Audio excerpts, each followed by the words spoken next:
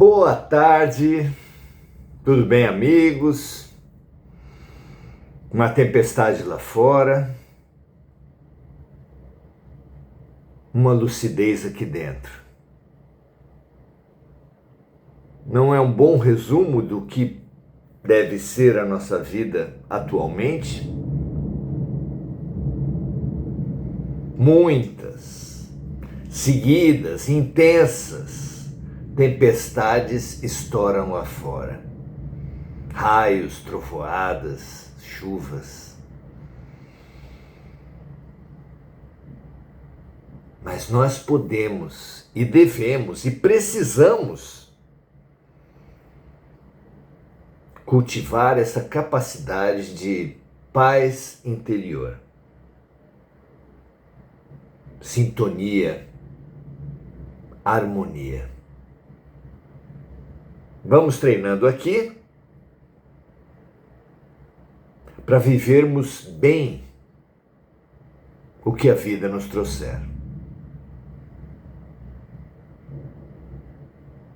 Todo aquele que sabe que enfrentará desafios grandes, para os quais não tem certeza se tem capacidade de enfrentar, deve fazer o quê? Treinar. Treinar. Sejamos esses lúcidos que treinam perante a perspectiva das dificuldades. Essa perspectiva está aí. É realmente o que se anuncia. Sim, teremos dificuldades, situações que vão revelar quem é quem. É a prova. A prova é feita para isso. Para instruir o sistema educacional, o mestre. Quem já está apto para novas lições e quem não. Precisando de repetição das lições. É isso que está em jogo, é isso que está acontecendo agora. Nos escandalizar com provas, nos horrorizar com as dificuldades, é infantilidade.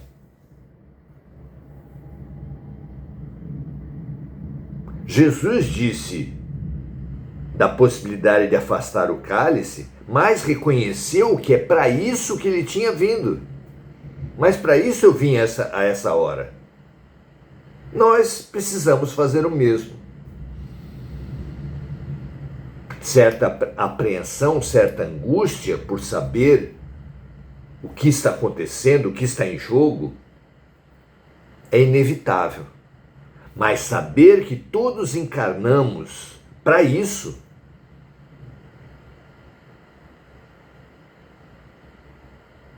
deve nos encorajar. Coragem e lucidez. Duas ferramentas fundamentais para esse nosso momento. Que esses sejam as ferramentas fornecidas pelos amigos do alto que coordenam esse trabalho para todos nós. Assim seja.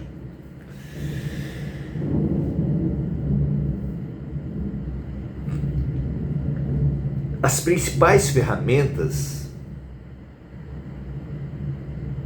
para esse e para todos os momentos, para essa vida e para todas as vidas passadas e futuras, estão dentro de nós. Tudo que acontece fora tem o maravilhoso papel de despertar o que nós temos dentro. Nada que acontece fora é ator principal na nossa salvação, elevação, expansão, qual o nome se queira dar. O fora tem um papel secundário, ainda que muito importante. O fora nos estimula nos traz a reflexão, nos traz a lucidez, nos desafia. Tudo pode fazer para elevar o ator principal. Como disse João Batista, é preciso que eu diminua e que ele cresça. É para isso que atuam todos os educadores e todas as lições da Escola de Deus. Para fomentar, para estimular, para que nós, a essência de nós, o Deus em nós cresça, se manifeste. Que assim seja. Hoje é mesmo sobre João Batista que nós vamos falar, no nosso livro de referência no estudo do amor. No estudo do amor, e especialmente do auto-amor, do amor a si mesmo, é exemplarmente útil o Evangelho de João. João Evangelista, que a si mesmo se denominava o discípulo amado, é sem dúvida aquele que fez do seu evangelho uma declaração de amor.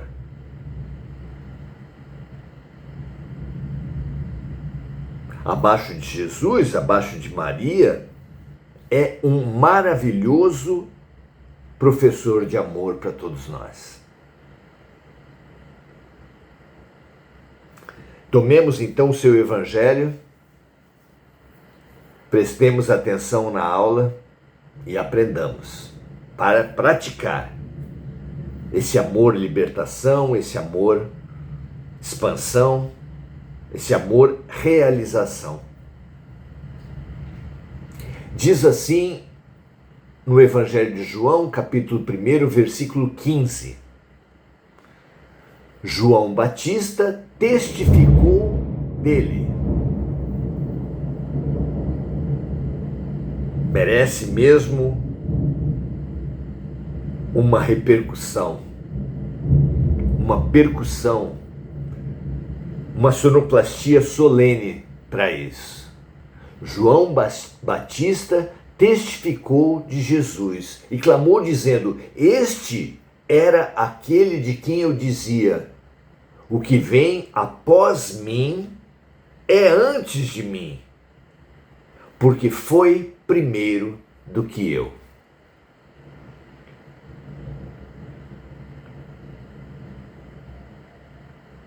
A perspectiva espiritual nos ajuda demais a entender por que tanta diferença entre os seres, por que esse abismo gigantesco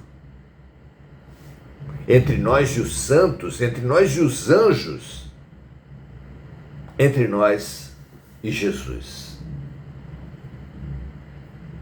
Serão eles seres privilegiados, especiais na criação?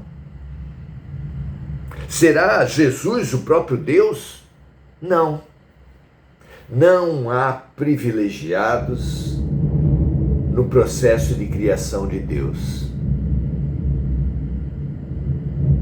O que acontece especialmente com almas como os arcanjos, como Jesus, é que eles vieram primeiro, como disse aqui João Evangelista. Como disse João Batista, citado por João Evangelista. Ele disse a respeito de Cristo, João Batista disse a respeito de Cristo, que ele foi primeiro, que Cristo foi primeiro que João Batista. Daí vem a diferença entre os grandes espíritos e nós. Porque todos, eles e nós, nascemos simples e ignorantes da mão de Deus. A diferença abismal que há entre nós e eles veio do fato de que eles nasceram antes. Nós somos criancinhas que olham para os irmãos maiores e admiram e supõem serem eles especiais. A diferença que há basicamente entre nós e as grandes almas é que elas nasceram primeiro da mão de Deus. E tendo tido mais tempo, estão à frente. É como nós e nossos irmãos mais velhos, na família, na escola, por toda parte. Por todo lugar que olhemos, eles parecem melhores do que nós, maiores do que nós, mais fortes do que nós. Por que essa injustiça? Perguntam os pequeninos. Aqui está a resposta, meus amigos, minhas amigas.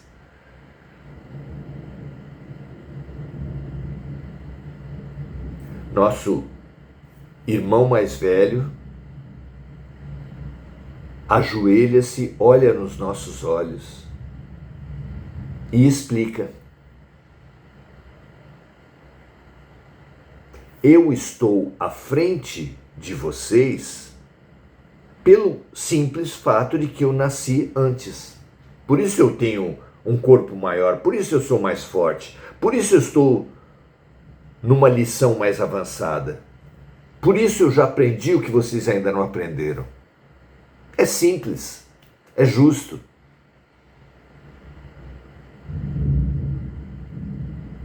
Assim como o tempo para trás iguala a todos, porque todos nascemos iguais na mão de Deus, o tempo futuro também nos iguala a todos.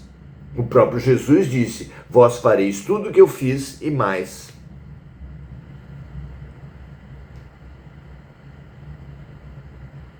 Somos todos iguais perante o amor de Deus.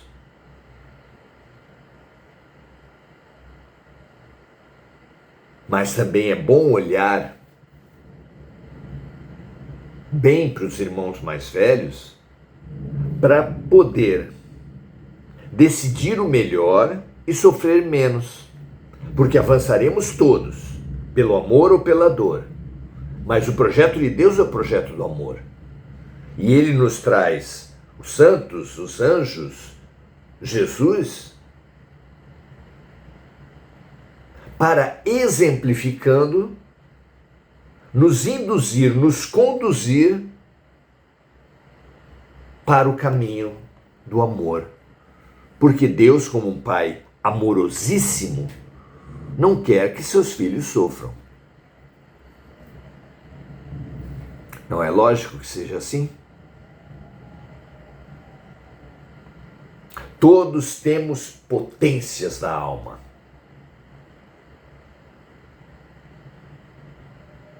Todos realizaremos todas as potências da alma. As potências, os milagres de Jesus e o anúncio dele, que nós faremos tudo o que ele fez e mais, são uma revelação sobre nós mesmos. Admiramos os profetas e os médiuns, mas profeta e médium são aqueles que suspenderam o véu que cobre a vida comum, que vivem no mundo sob a perspectiva espiritual. São seres interexistentes que vivem na matéria e no espírito, na terceira e na quarta dimensões, ao mesmo tempo. Intermediar, como eles fazem, é tomar a dimensão espiritual e trazer a matéria, trazer as criaturas. É uma missão a qual de acordo com a nossa estatura, com a nossa maturidade, todos nós podemos nos candidatar e devemos. Jesus disse que a seara é grande, mas que os trabalhadores são poucos e que Deus está chamando os trabalhadores. Ouça o convite.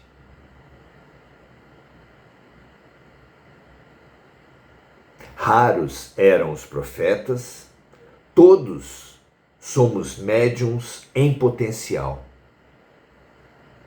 Poucos escrevem, muitos veem vultos, muitíssimos sentem. Todos sonham e têm intuições, ainda que nem todos as sigam, claro, infelizmente. João foi um poderoso, e o que dá poder ao profeta, ao médium, a todos nós, é colocarmos-nos a serviço de Deus.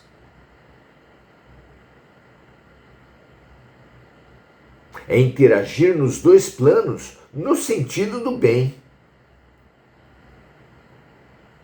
conforme indica a nossa consciência. João Batista conhecia a lógica dos homens. Importantes são os ricos, os poderosos, os que vêm primeiro, os que têm exércitos de serviçais, os que são servidos por muitos.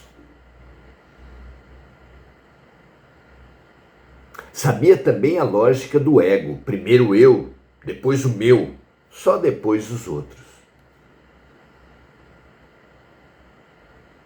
Mas entendia também, e muito mais importância João Batista dava, como Jesus, a lógica de Deus.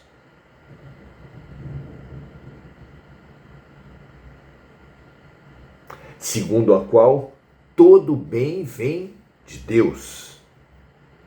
Está nas Escrituras.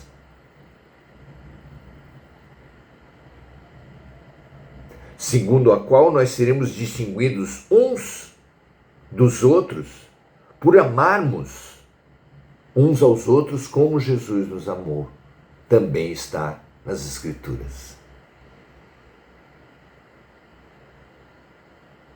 Seremos distinguidos por reconhecer nossos poderes, fazê-los desabrochar e colocarmos-nos em nosso eu essencial, amando a nós mesmos, a serviço do amor ao próximo. Que essas palavras nos estimulem a amarmos-nos e amar aos outros.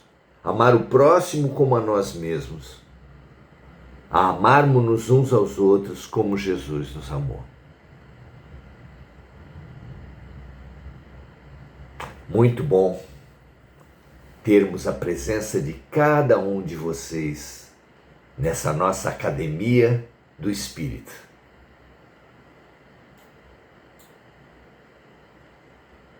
Igor Galvão,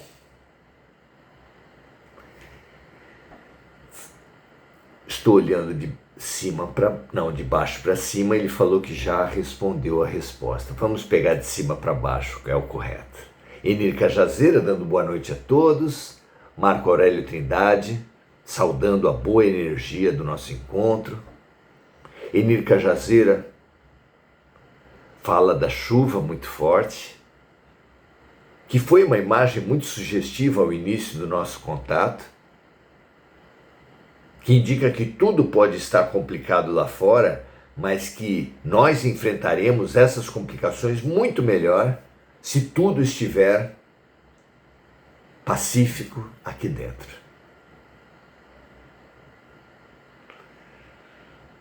Enir Cajazeira também vibrando pela amiga Mônica Silva, Simone Magalhães dando o seu boa noite, Igor Galvão também, Diana Costa também. E aqui está a pergunta do Igor.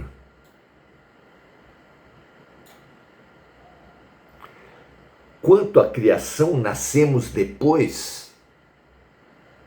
Se não nascemos primeiro, é normal estarmos ainda evoluindo. Exatamente. Somos as criancinhas de Deus. Jesus é nosso irmão, é um filho de Deus, mas que por ter nascido muito antes, é já um filho adulto.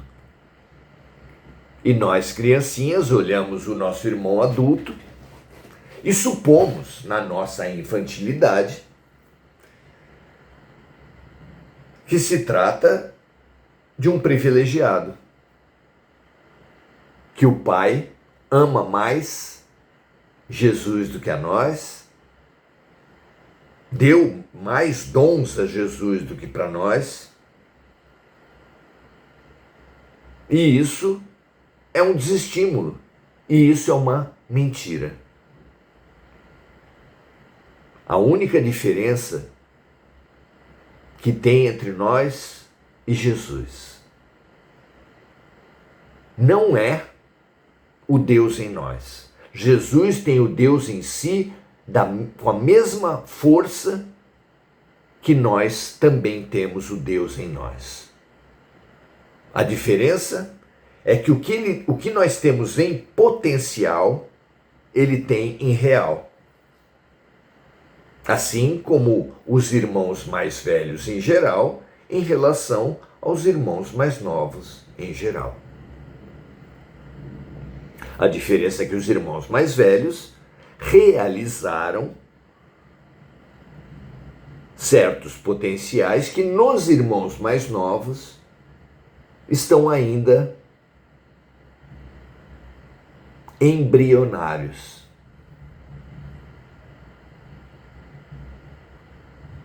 Isso tira qualquer complexo, qualquer impossibilidade de alcançar. Por isso é que Jesus fala com tanta certeza que todos nós faremos tudo o que ele fez e mais.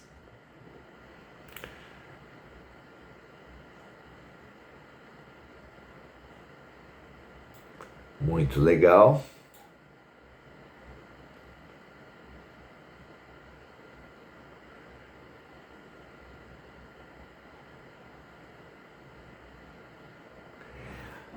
Igor pergunta também sobre o final, o destino, o sentido da existência, não dessa vida, mas de todas as vidas. Diz ele assim: se a evolução é constante, onde iremos parar? Pois assim como o átomo, que é minúsculo quando explode e se torna imenso, daí a minha pergunta, pois a perfeição de um espírito puro será relativa, pois o mesmo só pertence. Eu entendi a pergunta.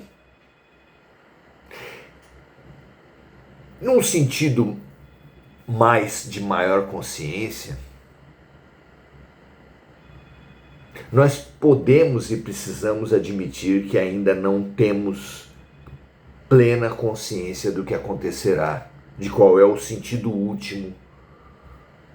Os espíritos falam, porém, que nós nunca perderemos a individualidade, nunca perderemos a consciência do eu. Apesar de que também nos falam que os espíritos realmente elevados, esses que têm em realidade o que nos mais primitivos, nos mais novos é apenas potencial, eles se integram na tarefa de Deus com tal profundidade, com tal intensidade, que já não tomam propriamente decisões. Assim como é natural o fruto maduro cair da árvore, o bem, o amor, a beleza,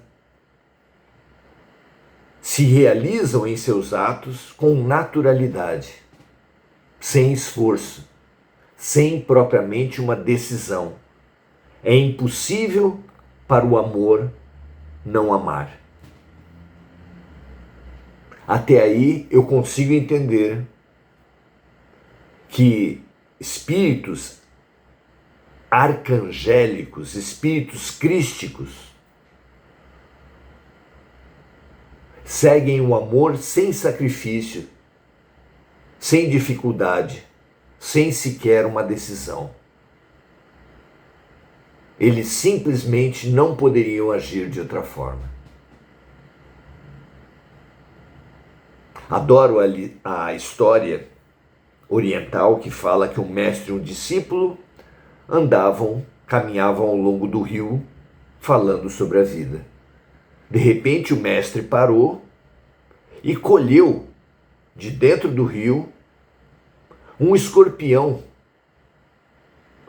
que, se equilibrando em cima de uma folha, ameaçava submergir no rio. Assim que o escorpião foi colocado na margem, em terra firme, ele picou a mão do mestre. O discípulo ficou revoltado, tomou aquilo como exemplo da maldade dos seres, das criaturas, inclusive dos seres humanos. Quando se acalmou um pouco, o discípulo, o mestre falou: mas o escorpião apenas seguiu a sua natureza. É da sua natureza defender-se sempre que se supõe atacado. Aí o discípulo ficou mais revoltado ainda, mas agora com o mestre. Se o senhor sabia disso, por que pegou ele de dentro do rio? E o mestre respondeu com simplicidade: porque era da minha natureza. Essa naturalidade do bem, essa naturalidade do amor, essa naturalidade do que para os outros parece sacrifício, é o nosso destino.